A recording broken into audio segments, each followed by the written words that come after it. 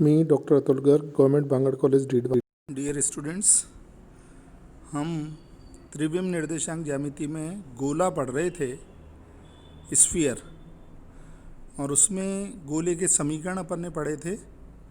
और 3 डायमेंशन में वृत्त का समीकरण, जो कि एक गोले और एक समतल का मिला जुला समीकरण होता है, वो पढ़ा था। फिर वृत्त के केंद्र और निर्देशांक भी ज्ञात करना सीखे थे। उसी क्रम में आज आगे चलते हैं। Intersection of a sphere and a line, रेखा और गोले का प्रतिच्छेदन। तो अभी अपन ने रेखा और समतल पढ़ा था, अब पढ़ रहे हैं रेखा और गोला। तो एक रेखा अगर 3 स्थितियां बनेंगी, या तो गोले को नहीं काटती, या गोले को स्पर्श करती है, या गोले को 2 बिंदुओं पर काटती है। ये 3 स्थितियां बनती हैं रेखा की।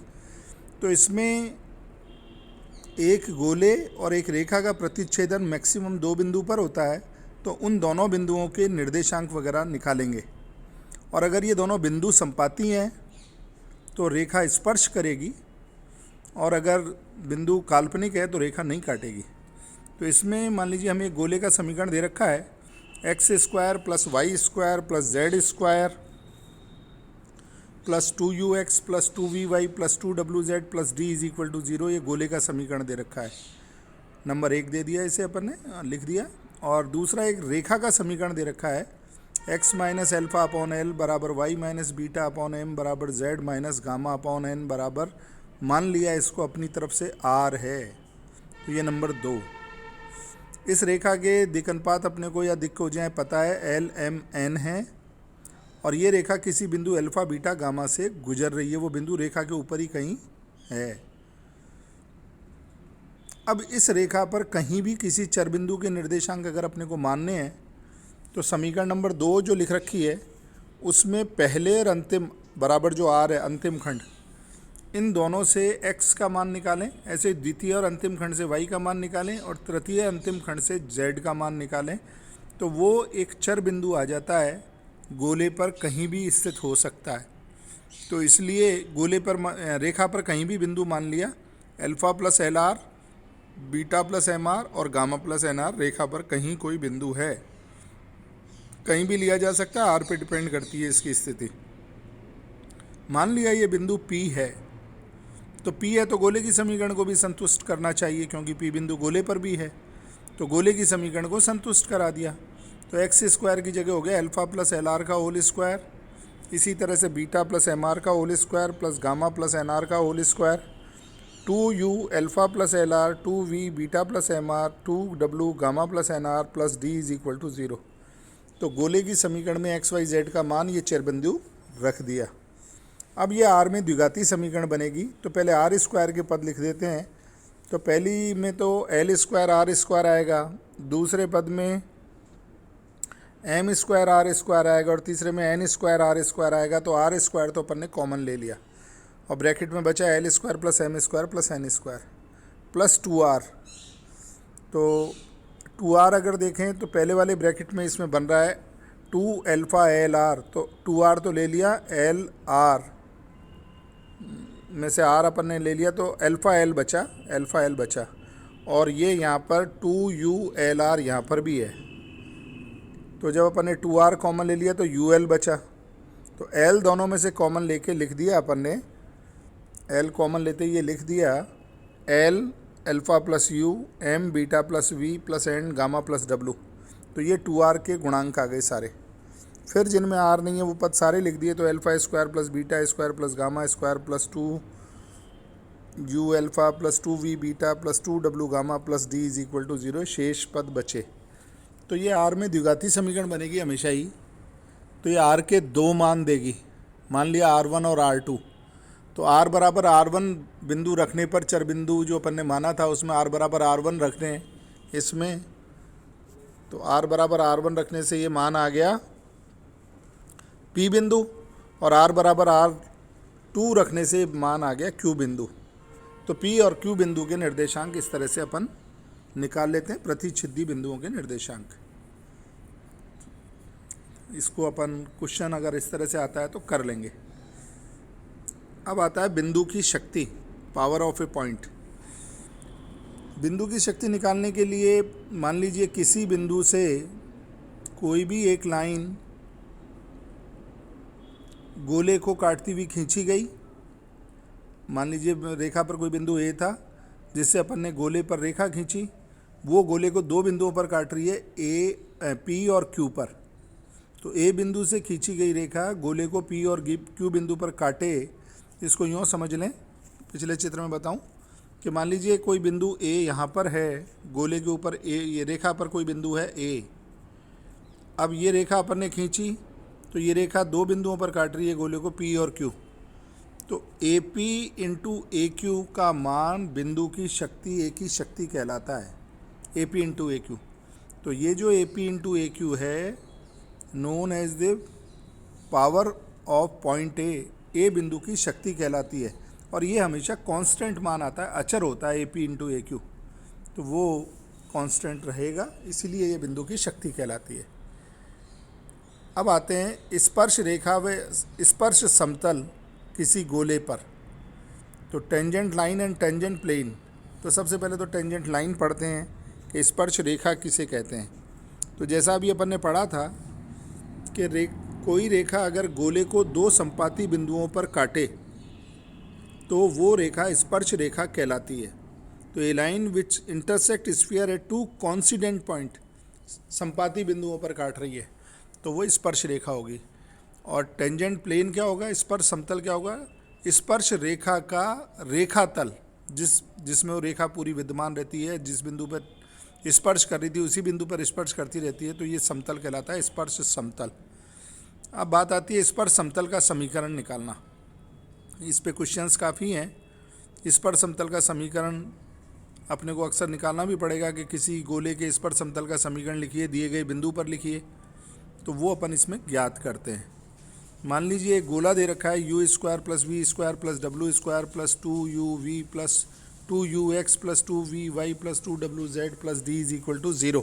ये गोला दे रखा है। तो गोले के केंद्र के निर्देशांक -u -v -w हो जाएंगे। और P बिंदु स्फीयर से गोले का स्पर्श बिंदु है समतल पर, मान लीजिए वो है अल्फा बीटा गामा। तो distance between the direction ratio जो पीसी अपन निकाल सकते हैं। तो पी बिंदु अल्फा बीटा गामा जो है वो समतल और गोले का जो स्पर्श बिंदु है वो वाला है। तो पीसी बिंदु के दिक् को जाएँ अपन आसानी से निकाल सकते हैं। दो बिंदुओं के निर्देशांक दिए हुए हैं तो उस रेखा की दिक् को जाएँ अपन जानते हैं x2 - x1 y2 - y1 और z2 - z1 होती हैं। आप इसको नोट कर लें अपनी कॉपी में, क्योंकि पहले पढ़ के आए हो। अब जो 11th-12th में आपने पढ़ा है उसमें ही आता है, जिनके दो बिंदु जिनके निर्देशांक पता हैं उस रेखा की दिक् कोज्जाएँ क्या होती हैं या दिक् अनुपात क्या होते हैं। तो इसी प्रकार पी और सी बिंदु के निर्देशांक अपने को पता है, तो पीसी रेखा की दिक् अनुपात अपने को पता है, वो होंगे alpha plus you, beta plus v और गामा प्लस डब्लू। ये पीसी रेखा के दिक् अनुपात आ गए। तो अब अपन पी बिंदु से गुजरने वाली उस रेखा का समीकरण, पी बिंदु से गुजरने वाले उस समतल का समीकरण लिखें जिसके अभिलंब के दिक् अनुपात alpha plus you, beta plus v और गामा प्लस डब्लू हैं। ध्यान देना इस बात पर। ये पॉइंट पहले भी आया था जिसमें मैंने आपको कहा था कॉपी में नोट कर लेना। तो पी सी रेखा के दिक् अनुपात पता है, तो ये समतल के अभिलंब है, तो समतल के अभिलंब के दिक् अनुपात अपने को पता लग गए। तो पी बिंदु से गुजरने वाला समतल का समीकरण जिसके अभिलंब के दिक् अनुपात alpha plus you, beta plus V, gamma plus W अपन लिख सकते हैं। तो alpha plus U X minus alpha, beta plus we Y minus beta, gamma plus W z minus gamma is equal to 0। ये समतल का समीकरण आ गया, इस पर समतल जो है। क्योंकि अपन पहले पढ़ के आए हैं कि अगर मान लीजिए समतल का समीकरण लिखना है जिसके अभिलंब के दिक् अनुपात ए बी सी हैं और वो x1 y1 z1 बिंदु से गुजरता है, तो उस समतल का समीकरण आपने पुरानी क्लासों में पढ़ा है A X minus X one plus B Y minus Y one plus C Z minus Z one is equal to zero होता है। ये नोट आप डाल लें, जो आप नोट्स की कॉपी बना रहे हैं उसमें अलग से लिख लें, क्योंकि ये 11th-12th में आपने पढ़ा है, यहाँ सीधा काम में लिया जा रहा है। तो वो अपन ने फिर ये नीचे इसका इक्वेशन लिख दिया। अब इस इक्वेशन को सॉल्व करें तो alpha x plus beta y plus gamma z, ये तो अल्फ़ा एक्स इसमें आ गया, बीटा वाई इसमें आ गया, गामा जेड इसमें आ गया। इसी तरह से फिर u x plus we y plus डब्ल्यू जेड बनेगा, फिर alpha square plus beta square plus gamma square plus u alpha plus v beta plus डब्ल्यू gamma is equal to zero बन गया। अब चूंकि अल्फ़ा बीटा गामा बिंदु गोले पर भी स्थित है तो गोले की समीकरण को भी संतुष्ट करेगा। तो alpha square plus beta square plus gamma square plus 2u alpha plus 2v beta plus 2w gamma plus d is equal to zero. इन दोनों को अगर जोड़ दें तो alpha square plus beta square plus gamma square तो cut जाएगा और यू अल्फ़ा बचेगा, वी बीटा बचेगा, डब्ल्यू गामा बचेगा और डी बचेगा।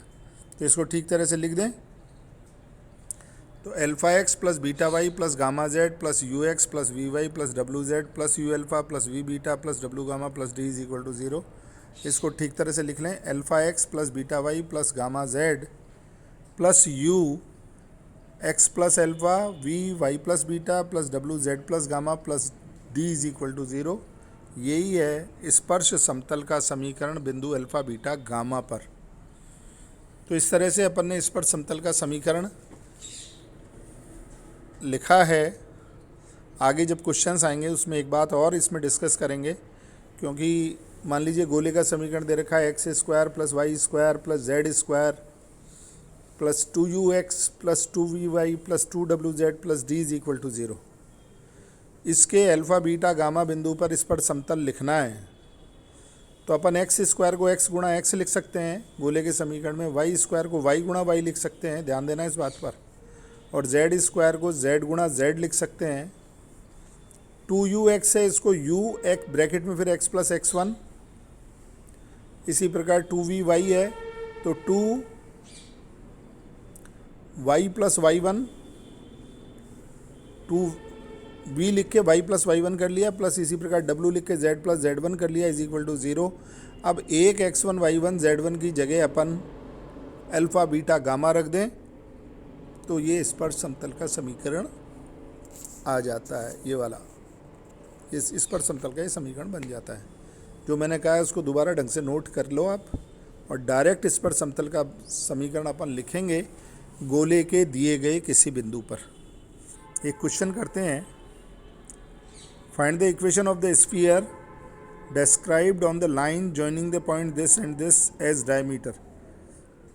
तो एक डायमीटर के अपने को निर्देशांक दे रखे हैं, पी और क्यू के निर्देशांक दे रखे हैं, तो दो व्यास के सिरे दे रखे हैं, तो उस गोले का समीकरण निकालना। ये अपन ने शुरू में ही पढ़ा था, व्यास रूप। जब दो गोले के व्यास के सिरे दिए हुए हैं तो गोले का समीकरण अपन सीधा लिख सकते हैं।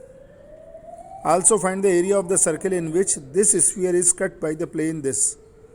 तो इस गोले से एक समतल से इस गोले को काटा गया, तो जो वृत्त बन रहा है उस वृत्त का एरिया बताइए, क्षेत्रफल बताइए कितना होगा, ये कह रहा है प्रश्न में। तो P और Q बिंदु से गुजरने वाले गोले का समीकरण तो बड़ी आसानी से अपन लिख सकते हैं, क्योंकि व्यास रूप में अपन ने पढ़ा है x minus x1 into x minus x2 plus y minus y1 into y minus y2 plus z minus z1 into z minus z2 is equal to zero. ये व्यास रूप में गोले का समीकरण अपन जानते हैं। अब x1 y1 z1 जो उसने दे रखा है, x2 y2 z2 दे रखा है, वो रख दें।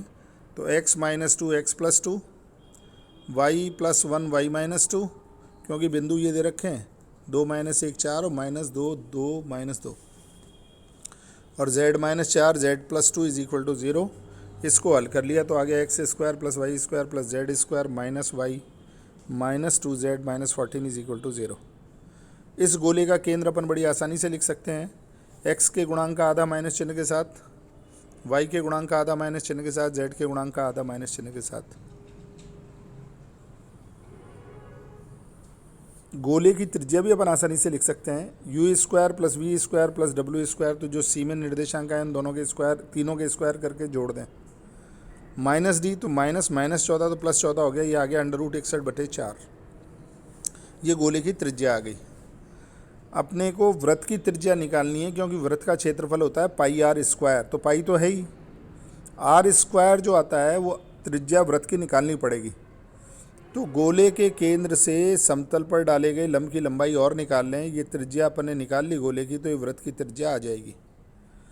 तो अब गोले के केंद्र 0 1/2 1 से दिए गए समतल 2x + y - z = 3 पर डाले गए लंब की लंबाई अगर p है तो p आ गई 0 + ½ - 1 - 3/√4 + 1 + 1। ये आपको पहले मैं नोट्स में कह चुका हूँ कि नोट्स में आप लिख लेना, याद कर लेना, आपने कर लिया होगा, इसलिए बार बार इस चीज़ को बताने की ज़रूरत नहीं है। तो ये समतल पर लंब की लंबाई ये p आ गई -7/2√6। तो अब वृत्त का सर्किल का जो बन रहा है वृत्त का, उसकी त्रिज्या AB² होगी चित्र में, तो AB² = CB², ये देखिए इसमें ये रहा, इसकी त्रिज्या होगी AB² = CB² - CA²। तो ये अपन दोनों मान निकाल लिए, कैलकुलेट कर दिया, 317/24 आ गई। तो एरिया ऑफ द सर्किल क्या हुआ, पाई आर स्क्वायर, तो पाई इंटू 317/24, ये आंसर आ गया। तो इस तरह से क्वेश्चन में पुरानी बातों को भी बहुत काम में लिया जा रहा है। अब ये जो वृत्त की क्षेत्रफल पढ़ा है आपने, या वृत्त की परिधि पूछ लेता, तो ये आपने छोटी क्लासेस में पढ़ा था पहले, वो अगर ध्यान है तो कर लोगे एग्ज़ाम में, और वो याद ही नहीं है तो फिर करना मुश्किल होगा। तो इन सब चीज़ों को अच्छी तरह से तैयार कर लें, तो फिर दिक्कत नहीं आएगी, क्वेश्चंस अपन हल करेंगे।